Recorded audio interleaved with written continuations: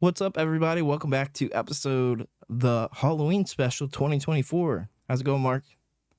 I just want to put it out there that I'm the real Mario. This is actually Luigi Mario, but he decided to I copy officially me. got pimped.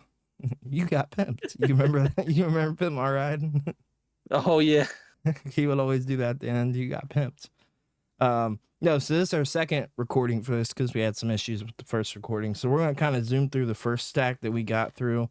I didn't have much left anyway from where we were at, but I'll go ahead and start here.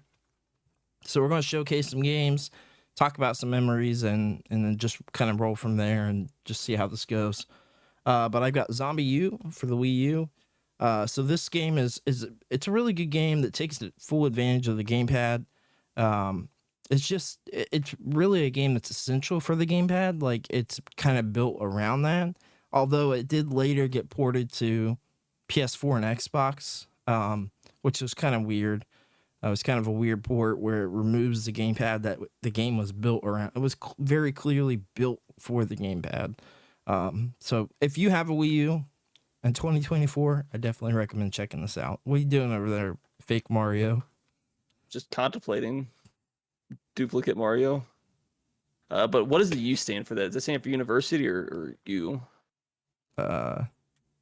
You got owned.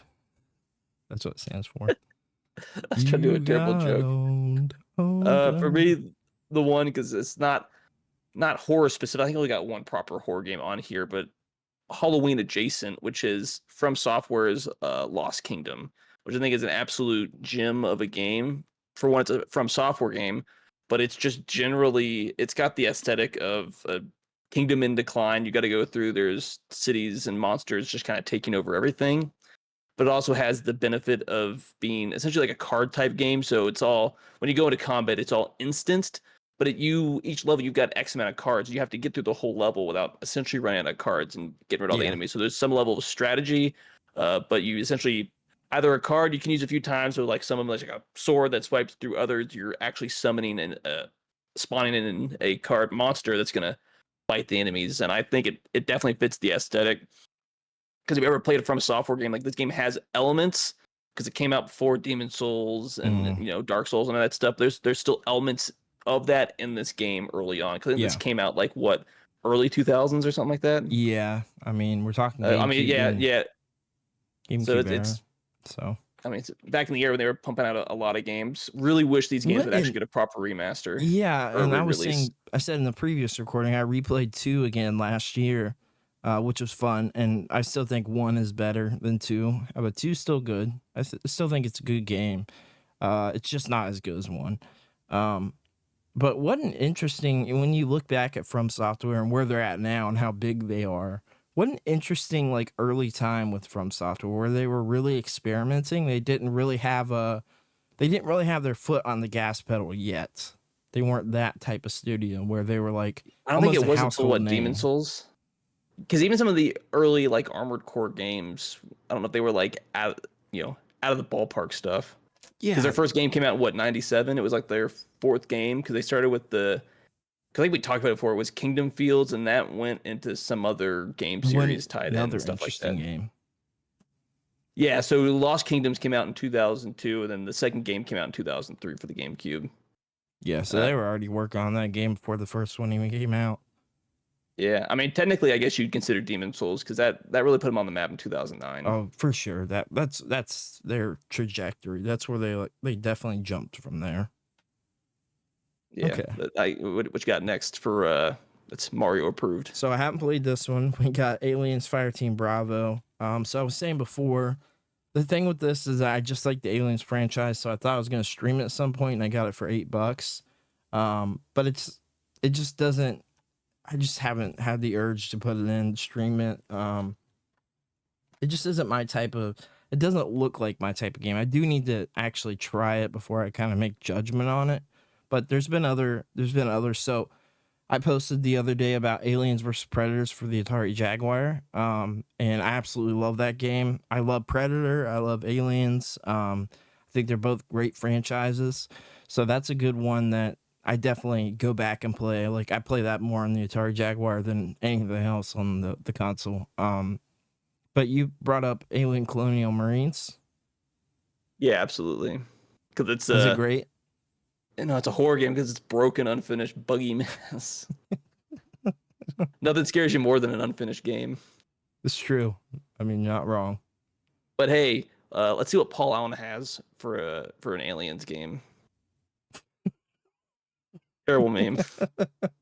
What the heck? You're wild, man. I got random stuff in my head. Next, we got Resident Evil 7 Village. So this is the one that I can't remember if you tagged me in or you made a post or whatever. Like I tagged you on it. But it's got what's her name? Starts with a D. I can't remember her name, but it's got the witch lady. Mommy? Dominatrix or something. Forget her name. I was going to pull it for a second. Okay. I can't remember. Mark really likes her. Okay, so it's Alishina Dimitrescu or whatever it is. Yeah. See, I'm sure I completely can't butchered remember that name. I can't even really say it. I knew it started with a D.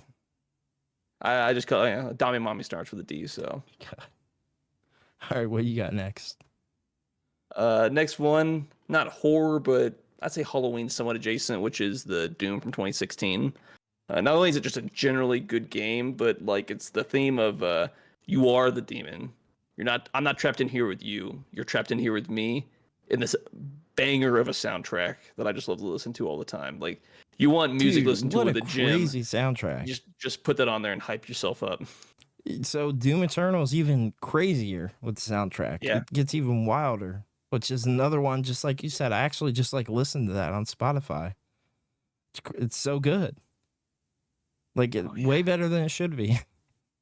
Has no business going that hard that it does, but it makes the game. And what's more Halloween than just shooting demons with a shotgun in the face? Like, come on. Yeah, no, you're not wrong. Everybody's having a good time there. What's more Halloween than Evil Dead? What do you got to say about this one, Mark? It's your favorite game? No, because I've not played it, but the movies are pretty good. Yeah, so I was disappointed with it. It's a Dead by Daylight clone. I'm just not a fan of the genre. The type of game that is, where it's, one player versus whatever, 5 other players, and it's a multiplayer only game. It's not what I want from Evil Dead. It's not the type of game I like. I played Friday the 13th, Texas Chainsaw Massacre, obviously Dead by Daylight. Played 3 of those games that are like that. I'm pretty sure I'm almost positive it's that type of game. I think it's this one that is. But yeah, just not a fan of the games. Just that type of gameplay. So yeah. But I think we determined that you're not the biggest fan of what is it? What's it? Army of Evil, Army of Darkness. Oh yeah, which is one of the movies I really like. No, I'm not a fan of it. It's just my least favorite Evil Dead movie, but I still like it a lot. I still would put it up there as like an 8 out of 10. I still think it's a great movie. Comes off as that quasi cheesy horror comedy esque. Yeah, that I like, but like Shaun of the Dead, not a fan. It's that type of comedy horror where it's like Army of Darkness is meant to be super cheesy and over the top. Like it was. Oh, it's very obviously on intentional. purpose. Yeah, because Evil Dead 2 really brought that in, like that comedy horror, kind of funny. What's funny is that Evil Dead 2 is a remake of Evil Dead 1, and it's the one that came out right after it. So that's crazy. Isn't that like weird? Now we want to redo it? Yeah, no, legit. Look into the history. There's a documentary on it, but it's a straight up remake. Like what, 2 years later, something like that. Because what the first one, what came out like what 81, then 83 for those movies, something like that. Yeah, something like that. Yep. Somewhere like early to mid 80s. Very interesting, but yeah, good stuff. Like I've got another one that I think everybody should check out because you can beat this game in realistically like 4 hours. But Schoolgirl Zombie Hunter from Axis. It's definitely the epitome of a Japanese zombie shooter. It kind of feels kind of arcadey to some degree. And you said, but it's got the added. Where I think they're based out of California or something like that. But I don't know if that's just the publisher or something like that. It 100% looks and feels like a Japanese game with the added comedic element of Japanese schoolgirls, this is terrible, but they are also have the ability to wear bikinis and other outrageous outfits at the same time. Because there's another game series. It's like the Oni-chan bar games are kind of the same way with monster zombies. And it's supposed to be like super serious in the story, but you can wear like banana-looking bikini, which leaves very little Whoa. to the imagination type outfits. This is a very expensive game. Which one? No, it's not. Yeah, it is. I'm looking it up. I'm looking the first Squirrel listing, Girl Zombie Hunter? $104 on eBay. Second I listing, bought this game $85. used for like $10 at GameStop, like not even a year ago. Another listing, $98. Another listing, $81. Another I think listing, you're lying, $117. These are all sealed. Keep in mind. Oh, mine's not sealed. Oh, I found one mine not was used. sealed. Nope. Yeah, not sealed for $50. To be fair, you can get it on Steam right now for like $40. 40. Granted, it's got like Digitally? it's got a 66, so it's mixed reviews with like 450 I reviews. mean, but I it doesn't look 100% like a fantastic game. 100% would get like that. Some people I There's get well, it's mods kind of for it boring. though on PC. Yeah, some people it kind of plays like some people criticize it because it plays like Left 4 Dead 2. I'm like, yeah, somewhat, but it's not a really long game, and you know, more than likely, if you're getting this game, you kind of know what you're already getting into it, unless you're like me and you just kind There's of play it. bikini mods, DLC. Yeah, I mean, some it's interesting stuff. not a 5 out of 5 or a 10 out of 10 game. Like I probably would realistically probably give it like a 5 out of 10 or a 6 out of 10, but it's Oh, still gotcha. just because you give it a bad rating didn't mean I had a good 4 hours that I played with the game. I didn't have a good time with it. It's just kind of janky in some areas realistically, but it's not why you're playing this game. I think You're that just playing to have a studio's fun time and laugh at it. pretty notorious for that, where they're like kind of middle of the road games, like either love it, you hate it, or you know what I Yeah, mean? that's what it Like feels like. not putting out like super polished games, but there's nothing wrong with that. Like sometimes I like to play those type of games. So It's fun to play it. Not every game needs to be 10 out of 10. Sometimes right. you can find enjoyment in a 4 out of 10 game and be like, yes, it's bad, but I still enjoyed the time that I had with it. I might never play it again, but the 2 hours I picked it up for was, somewhat entertaining and absurd. Well, here's a non 10 out of 10 for you. This is like a 2 out of 10. That is Silent Hill HD Collection. This is the worst remaster, quote unquote, of games ever. They took fantastic games, 2 and 3, and made them an absolute jank fest mess where some parts of the game run at like 5 frames per second. That's insanely Yes. bad. Yeah, it's How do you really release bad. a game like that? I have no idea how they went and took fantastic games that we even got a remake for 2 now, and they made them absolutely terrible. Like it's the worst way that you could play these games. Don't recommend it. You can get this for like $15 because it's worthless. It's a piece of crap. Well, it's worthless. Why pay $15 for it? Well, Silent Hill 2 is like $100 game. Silent Hill 3 is like $150 game. You can get this for like $15 because nobody wants to play it. At that point, I pay like $5 for it. Yeah, I mean the other games are very expensive, but this is not for good reason, and it's such a disappointment. I had to get it because I'm a Silent Hill fan. I didn't get it new back in the day, but I didn't know why people hated it at first, and like I put it in, and I was like, oh, I get it right away because I played the other games when they came out. But yeah, I was introduced to Silent Hill from Joey, an old mutual friend. So I was introduced to the game there and the series, and just absolutely loved it from there. So yeah, I guess I got the only proper horror game, and obviously a Nintendo Mario seal of approval. Doki Doki Literature Club, which is the epitome of psychological horror visual novel that I feel like only got popular because of the absurd spin that the game definitely didn't portray outright. I don't know if any of the advertising or just looking at the actual game. Like if you knew nothing about the game except the title of it, you have no idea what kind of mess you're about to be in for. Yeah. Which I think is really what made the game popular for a short span, like 2018, 2019, something like that. Yeah. Sounds about right. 2020, I think. I can't remember exactly when it came out. Yeah, made by Serenity Forge. I mean, but it's like a lot of other. I think most people that played this game, for the most part, probably aren't fans when it was popular of traditional visual novels. But that's a very unique genre of game. To be fair, it is. It's not for everybody. It feels like it's only mainly for the Japanese domestic market. That's where it's really popular at. I mean, it's got a crowd here for sure, but it's like a Much more niche. Like there's a niche of much crowds more of people niche. that'll, games that never came over here will actually like fan translate the games. That's the only way to play a lot of visual novels. Have you ever played Pretty Girls Rivers? I have not. No. Look that one up. You might like it. Pretty Girls Rivers. It was just recommended to me on PlayStation, so it's on sale for $2. So next I got it's all 4 games on in Steam. one. It's not on Steam.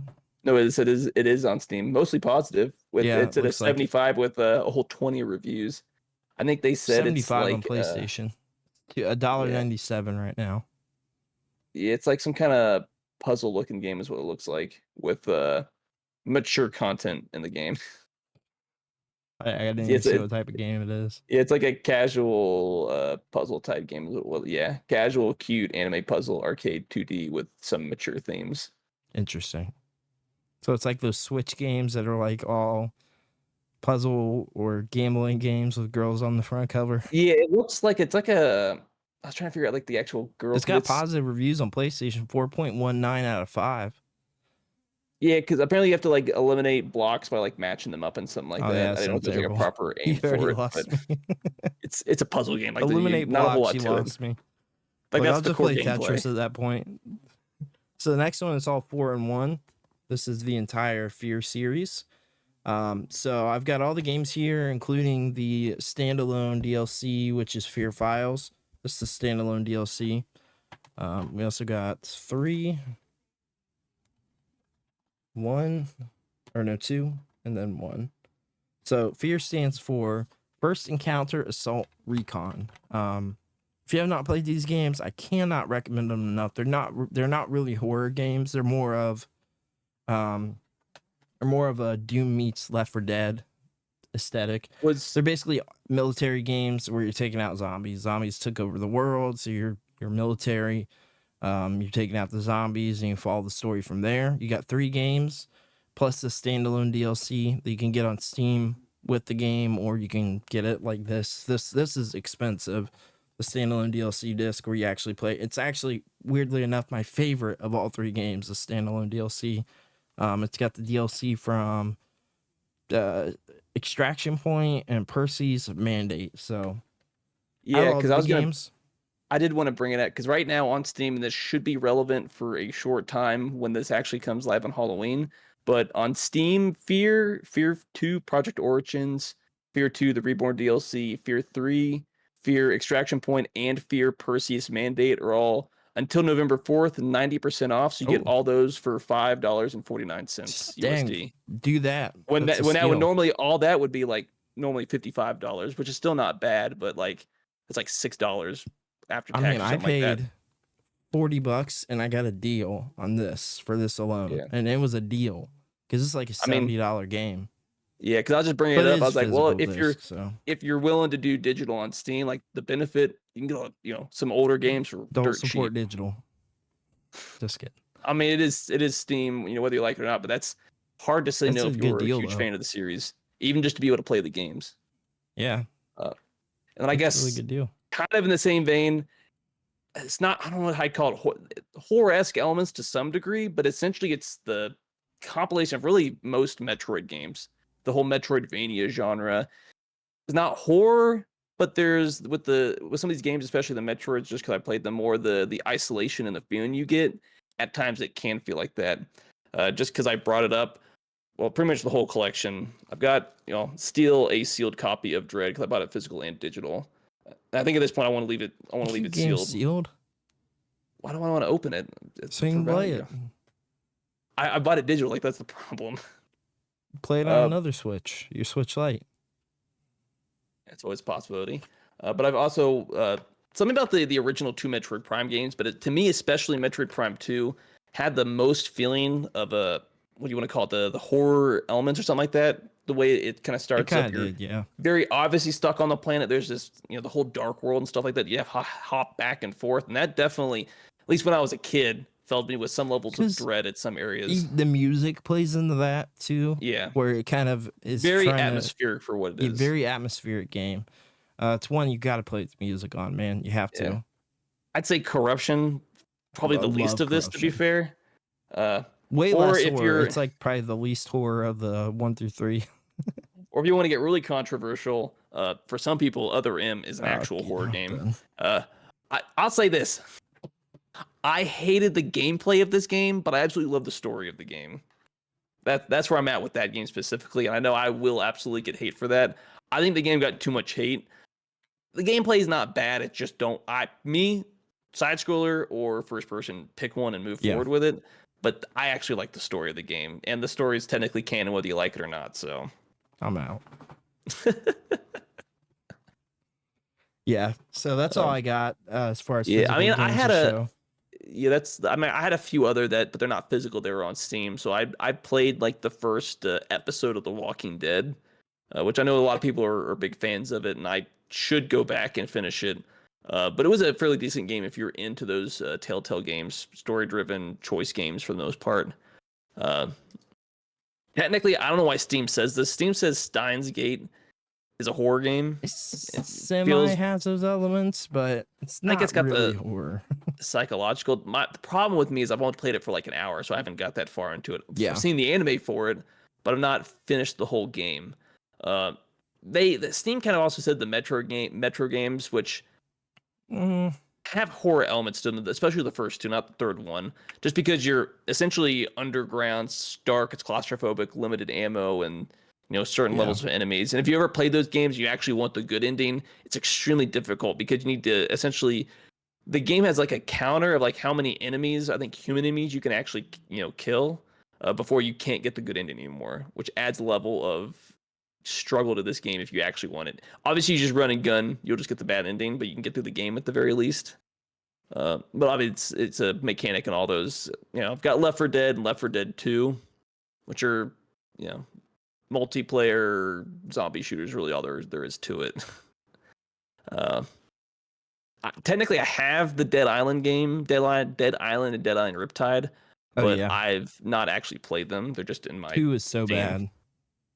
I don't have it. Riptide. Another one that I think technically we talked about, it kind of fits more that the Danganronpa Trigger Happy Havoc. Have that game, not played it. Yeah, it's got the get around to elements. playing that It's game. definitely got the horror elements because it's what birthed Doki Doki Literature Club. Yeah, I would believe that. It's the I remember a lot of reason people. that exists. I believe 100%. I believe I have. I don't know if it's this game specifically. I have one for the PS Vita. Yeah, there's I can't remember 4. which one it is. There's 1 through 3, and then Trigger Happy Havoc. So he's going to go grab those real quick. But yeah, the Danganronpa games are pretty fun. I'm not a visual novel guy necessarily, but the Danganronpa games and Doki Doki Literature Club really sucked me in. I think they're really fun. That they can be accessible for anybody that doesn't like visual novel games necessarily. So I have it, but I don't know where it is. But I had another one that I could at least immediately find, and it was because these things are so damn small. It's like a Desegia 4 or something like that. I don't know if I got the fourth one from NIS or Desaia. Yeah. Why I only have the fourth game of this, I've got no idea. But you need to get the case for that, man. What are you doing? I don't have the cases for any of these games anymore. That's the problem. You need a case. All my Vita, Put it on all your my shelf Vita right behind games are stuck like this. I think like all the cases got thrown out a while ago, unfortunately. That's a bummer. Before I was actually like into collecting, because I didn't have. I think I was at a time I didn't have a lot of like physical space. Well, let's go ahead and dive into what is the first memory you think of when I say the horror game. What's the first thing that comes to mind when I say that, as far as a memory or something that you played or.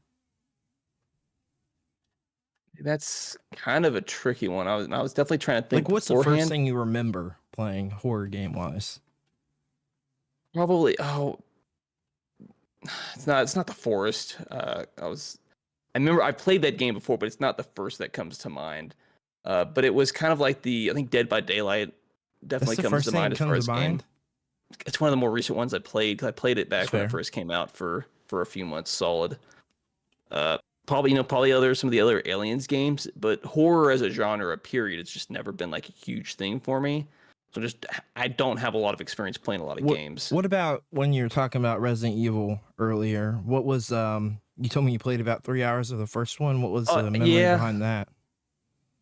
that I played within the last 2 years. Oh, you played it recently? Extreme. Well, not recently. I played it within the last 2 years. Okay. 'Cause I can't remember exactly whether it was when yeah, I think it was. I played it since 2021. I played it since then. Oh, okay. Gotcha. I just can't remember exactly when, but I just didn't feel scary. It just felt like a clunk fest. I played the original version when they re-released it for PS4 or something like that. It felt like it played like the original game, but it was like, wow, this game has aged terribly. And a lot of it, the biggest parts thing of the is game the were super controls, right? The frustrating. tank controls, which had to be designed that way because the DualShock 1 wasn't out yet. So Yeah, but I mean, obviously they were only working with the D-pad at the time. But the game design was so bad. The Just game getting design, around, oh my God. trying to figure out where you're going. I got frustrated with the game. The after game's a while. great, but it just didn't age well because of tank controls. I think that's. I mean, it probably played in. It definitely played into it, but after a while, because I was like trying to pull the guy, I'm like, I don't know where I need to go at this point. Like, it's what am I funny doing? you say that because there's a comment yesterday when I made a Resident Evil post that I actually saw it a couple of times in the comments. There was like 150 comments, and at least 3 people said bring back the tank controls. So there are people that are saying the only reason it was scary is because it had tank controls. So you had to maneuver in like a really strategic way. You know what I mean? Yeah, I'm sure some of it has to be with the nostalgia. Maybe some people played it later, but like coming from modern gaming standards, it plays terribly. Like I don't think it's aged well unless you grew up playing the game. Like it's the same issue with a lot of 64 games. They've aged terribly, but the only way some of us actually still enjoy those games and go back and play them because you grew up playing those games. But if I tried to play a brand new game like that now, I'd be immediately frustrated with it, and I wouldn't want to actually play the game. It is different now, isn't it? Because we got so many games that and they've kind of they've perfected the formula. They've perfected the 2D, but the 2.5/3D early on was just not a good control scheme. They've had better part of 3 decades at this point to really perfect it out. Yeah, it's interesting you say that because there's just so many games now that like you don't have to deal with that. Because back then we also couldn't buy our own games, so it's like you played that or you didn't play anything new at all.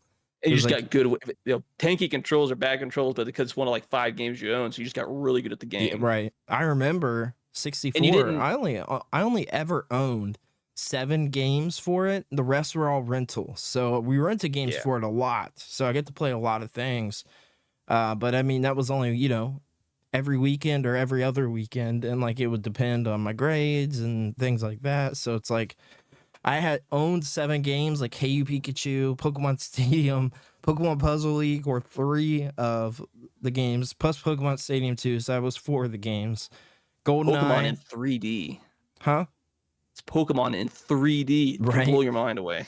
Can we talk about for a second how huge Hey You Pikachu was supposed to be? Like I was so excited about being able to talk to Pikachu on a microphone on the 64. That was such a big deal. Microphone hangs on your controller and oh my God, like that was in the big box that came in. Like, good Lord, how exciting was that? You say that somebody posted something on Reddit said, "Hey You Pikachu, the worst N64 game." I mean, it's rough because to a Pikachu YouTube doesn't video. listen to you like half of the time. So it got really frustrating, really annoying. So really, like, there was no way they were going to perfect this No. with the processing power they had on the 64. We thought they were going to, but you didn't know any better. It's the same thing with the Pokemon controls. Snap was another one of the games I had. So I I'm mean, like I was you- I think- obsessed with Pokemon at that time. So Yeah.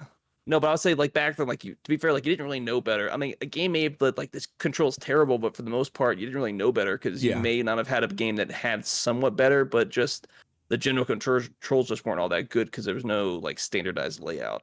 funny that you say that. The first game I think of thinking at the time was terrible when I was playing it is Scorpion King on the GameCube. It wasn't until then that I knew a game was like bad and it just wasn't a good game. Before that, I just thought I wasn't good at the game. No, before then, it's just like any kind of movie game is just bad by default.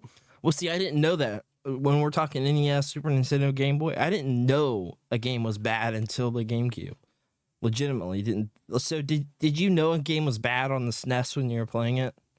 Because I didn't. I just thought I was bad at No, the game. but by that point, like 2D games had kind of been perfected. To be fair, Oh, those two consoles both perfected. NES and Super Nintendo both perfected. but you're only dealing with two axes. platforms. You're only really dealing with like 2 axes on with a lot of those platforms. Then when do you get to the 3D? Then you kind of try to figure out what's going on. Well, I know you got like Star Fox and Doom and Wolfenstein stuff with 3D on Super Nintendo. Yeah, but those were like a handful. They didn't look really well. Like, to be fair, the Star Fox on the Super SNES FX looks chip, bro. looks terrible. It's just Bro, the polygons, really. Super FX chip. You know what? Star Fox didn't peak until the 64. Because it just didn't have the processing power to display what you really needed to display for like a whole 3D environment on the SNES. It just didn't have the power. Star Fox 2, the beta cartridge, bro. I can play that on my mini SNES though. Like, Yeah, but it's not the beta. It's the redone game essentially. This is the beta. It's still very obviously an incomplete game. But no, go check out Vintex 64. You can grab this cart there.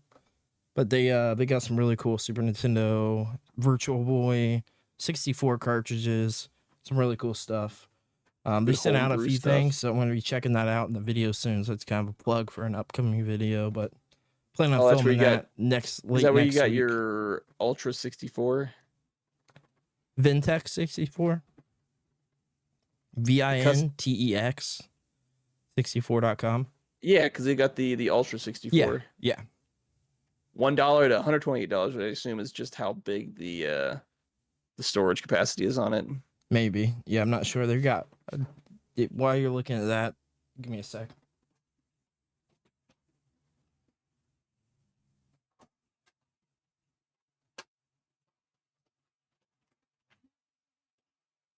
Oh, they got StarCraft 64.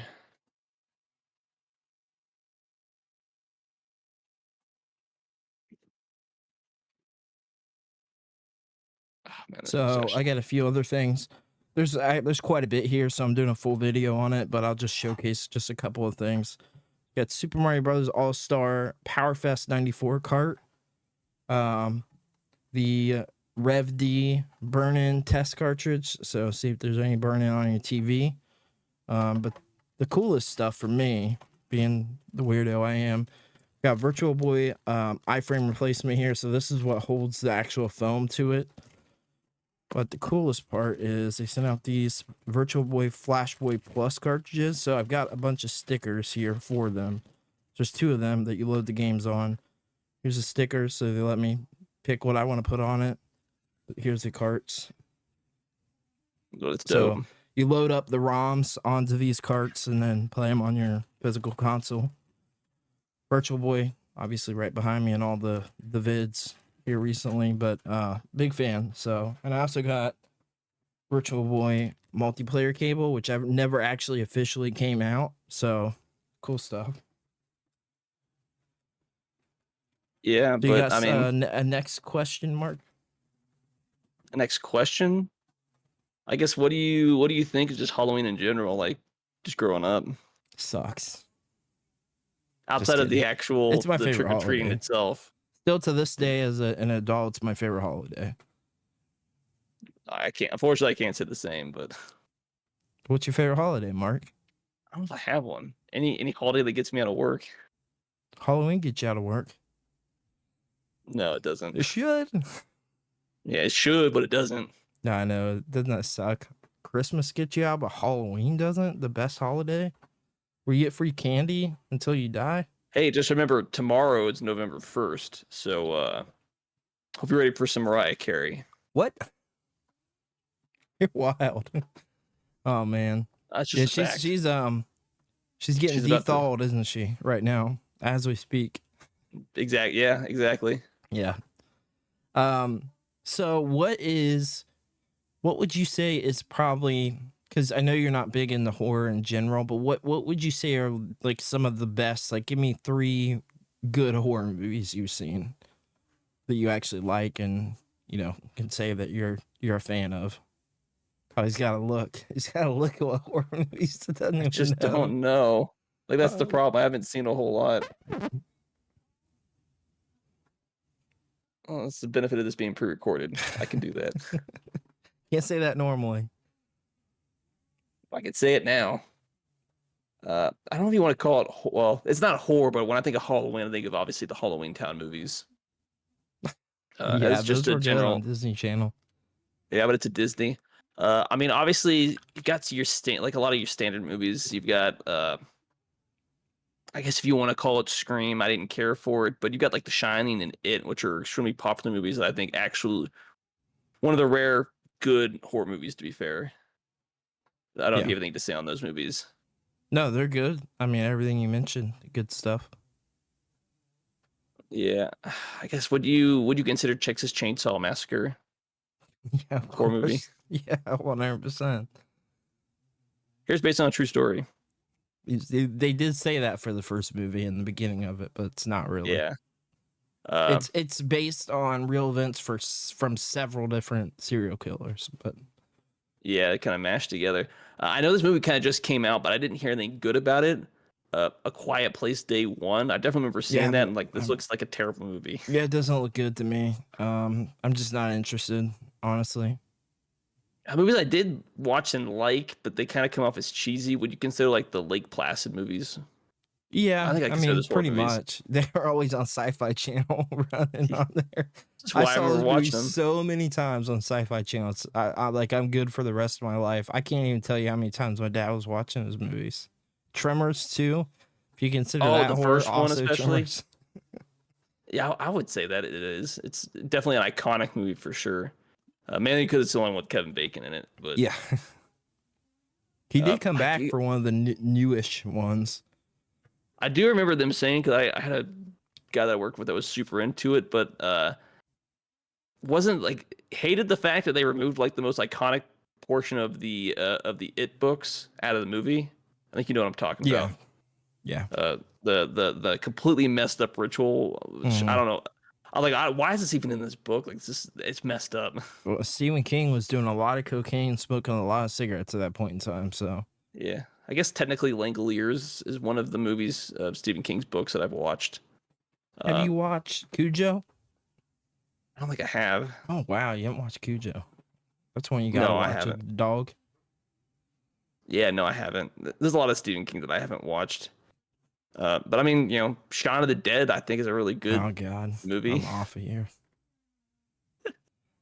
I don't know. Would you consider like underworld horror-esque? It's got the horror elements, obviously, the vampires and werewolves and stuff. But I would. Those are like straight up action movies. Yeah, I'd say that, but Halloween-esque type things. But I was just never like never the biggest horror. And then I think I can't remember even what it's called, but it was a really bad horror movie that I watched in theaters like in 2017 or something like that. That helps. But a lot of these horror movies deal with like, oh, we're gonna mix the Catholic religion and make it a horror movie, and it just the whole exorcism type stuff. So there's like Speaking a dime of a dozen of which, those movies. The Last Omen that came out is actually a pretty good movie. I went into it thinking it was gonna be pretty rough. Because I mean, Omen really hasn't been good. Let's be real. There's been quite a few sequels. But it hasn't really been good since that first movie, if you ask me. Like I watched all of them. But I thought it was pretty good. I was surprised by it. It was good stuff. There's been a lot of Omen. You got Omen 2, The Final Conflict, Omen 4, The Awakening, a remake in 2006, a prequel called The First Omen, which is the one I'm talking about. It's called The First Omen. Came out in April this year. It was really good. Yeah. So I do have another thing. Would you consider any of the Scooby-Doo movies to fit the horror Halloween? No, because they get some stuff. They got like some real sharp turns here. What some Zombie Island, Yeah, Witch's Zombie Ghost. Island's really good. That's the first Scooby-Doo. I think movie. that's like probably one of the best Scooby-Doo movies out there. That came out in '98. I definitely remember watching that and it just being a really good. Solve that mystery. Hey, you Scooby-Doo. Scooby-Doo coming after you. What's in But, there's Scooby-Doo? since Since '98, there are 38 Scooby-Doo movies. Yeah, I believe it. I mean, there's been so many WWE movies, Kiss movies. There's all these crossover movies they do that are super wild and out of nowhere. They did them with the Global Trotters, or what? Hold on, what's that basketball team? Yes, the Globetrotters. Okay, yeah. But I had it and I lost it. No, would you consider like the best Halloween movie to be Ernest Scared Stupid? I think you're just saying stupid stuff.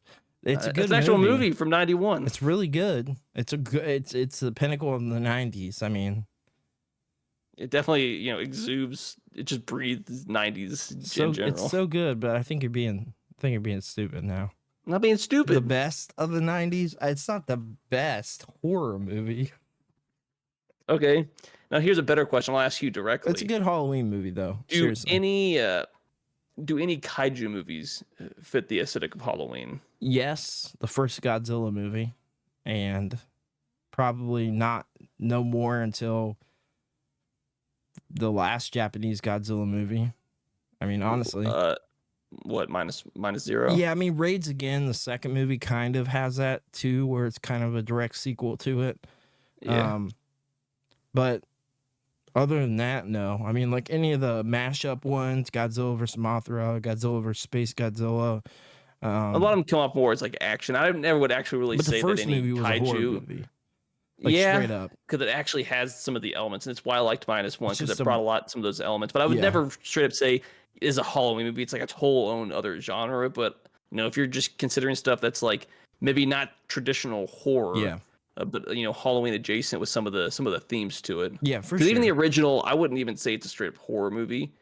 Maybe more at the time, but it comes It's off more as of a it has horror suspense, elements, sort of like thriller. yeah. Well, yeah, more of a maybe not thriller. thriller, but yeah, it's not like straight up like it's not like Halloween or something like that. I wouldn't put it in the Yeah, same. you breath. wouldn't say Halloween, but it definitely has more horror elements than any of the other movies. And it was meant to be scary, right? Because it was Yeah. like, meant to be Yeah. based sort of on like nuclear based fallout on and stuff like that, and yeah. nuclear bombs and stuff, Yeah. which was an actual fear at the time, which just heightens up for sure. probably the reception then and the reception now of the same movie. I mean, it's a direct reaction to that happening. So, I mean, it was it was very still fresh at the time when that came out, and very new still. Yeah, but I mean, how to find a way to throw in some Godzilla there. I was gonna say the same thing. We had to talk about it at least once on a I Halloween had to throw it in episode. there. But I guess there's some other ones. I was pulling some stuff up because I remember watching these movies. I didn't care for them, but I know they were really popular. So you have The Corpse Bride and Coraline, Oh which I yeah, think absolutely fit the aesthetic properly. It's more of like For a sure. kids level horror movie. yeah. They very like those movies remind me of Beetlejuice a lot. Yeah, because So, I think which- Beetlejuice definitely fits it as well. Yeah, Beetlejuice definitely fits as well. But yeah, Coraline and Corpse Bride, definitely Halloween time movies for sure. And then obviously before those, The Nightmare Before Christmas is obviously like the reason Yeah. those exist. So Because it took me forever, and I can't believe I completely forgot about this movie. I actually kind of liked as a kid. You remember watching Monster House? yeah, it was a Like good that, one. it's the epitome of like a kid's horror movie. Yeah, it does. It really does. Scary house, haunted house sort of deal. Yeah. It was really good for the time. But man, then again, you could just go through a bunch of Disney movies because you had like Haunted Mansion, Hocus Pocus, Casper, Little Vampire. Little Vampire, that's a good one to bring up. I brought that up. Would you consider like was it Little Nicky be a horror movie, It's Halloween got movie? elements, sort of. More of a comedy movie, obviously, but Yeah, it's definitely got the it just popped elements. in my mind. Little Nicky got a video game. Did you know that? The Game Boy Color. That does not surprise me. Yeah. Were you in? Because I guess they're technically Goosebumps movies, but you remember like the old Goosebumps like TV series they had based on the books? Yeah, of course. 'Cause that Yeah. feels like it just fits the aesthetic perfectly. Like, as cheesy as those like kids movies were. I mean, you had like but, the like- Haunted Mask that was directly involved with Halloween. It was about Yeah. dressing up and I think the one I definitely remember is the one Slapping. where what's it? The kid that essentially turns into a dog. yeah, you're talking about what was in the opening of the show, right? No, like it was an actual episode where some kid turns into a dog essentially. Because he's the one that got the yellow eyes, right? Can't remember. That's in the intro of the show. Super iconic dog that gets I I had to pull it up. don't remember. No, that. it's I remember I think the it's called werewolf episode. like Larry Boyd is the Is main that the main werewolf kid. one, not the dog one? Yeah, it's protagonist of a 26 Goosebumps book, My Harriest Adventure, and the same thing with the TV adaptation. But it's not a werewolf, it's a dog. I mean, it probably has elements of werewolf stuff, but he essentially just turns into a dog, and nobody really knows. Don't remember that one specifically, but there were a lot of really good episodes. So, I probably just don't remember some of them. I'm sure. Yeah. Do you remember but, Night in the Haunted Castle? The book sounds familiar. I'll try to pull it up real quick. There's a book for it that's got like the front where it shows a Gilligan or whatever it's called that cuts the head off and then shows the like castle keeper. Yeah, but I mean, I don't know if even it's still big. I just remember Goosebumps being like a big thing in general growing up. Yeah, it was. It was like the one big thing. It was like, the ish. Yeah, for sure. No, I'm with you on Goosebumps. But if you guys enjoyed this episode, let us know in the comments down below. Be sure to leave a like, comment, subscribe. Follow us wherever you're at on social media. We definitely appreciate it. And normally this podcast is live Fridays at 8 p.m. Eastern Standard Time. So this is a special extra bonus pre-recorded episode. So we appreciate everybody checking us out. And we'll see you all later. Mario approved. V for victory.